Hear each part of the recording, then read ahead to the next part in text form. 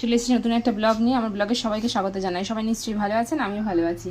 তো আজকে সেরকম কিছু রান্না হচ্ছে না, এখানে প্রচুর গরম পড়েছে। এখন ওয়েস্ট বেঙ্গলে ঝড় বৃষ্টি হয়েছে, ঠান্ডা হয়েছে, কিন্তু আমাদের এখানে তাপমাত্রা হু হু করে বাড়ছে।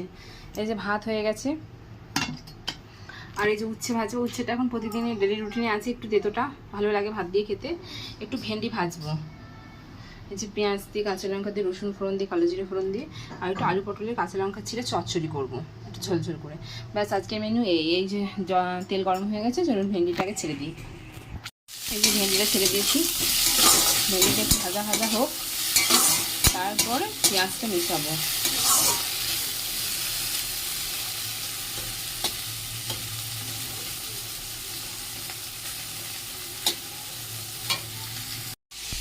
এই যে ভেন্ডি ভাজা হয়ে গেছে,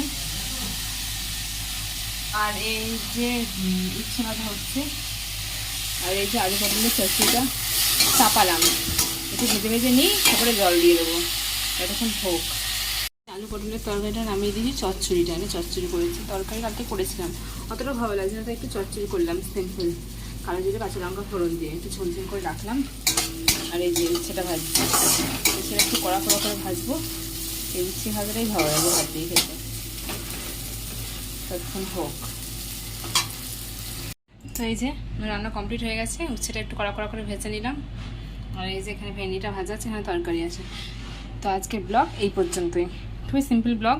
সবার যদি ভালো লাগে অবশ্যই ইউটিউব থেকে দেখলে ইউটিউব চ্যানেলটাকে সাবস্ক্রাইব করে দেবেন, ফেসবুক থেকে দেখলে ফেসবুক প্রোফাইলটাকে ফলো করে দেবেন। সবাই ভালো থাকবেন, সুস্থ থাকবেন, টাটা।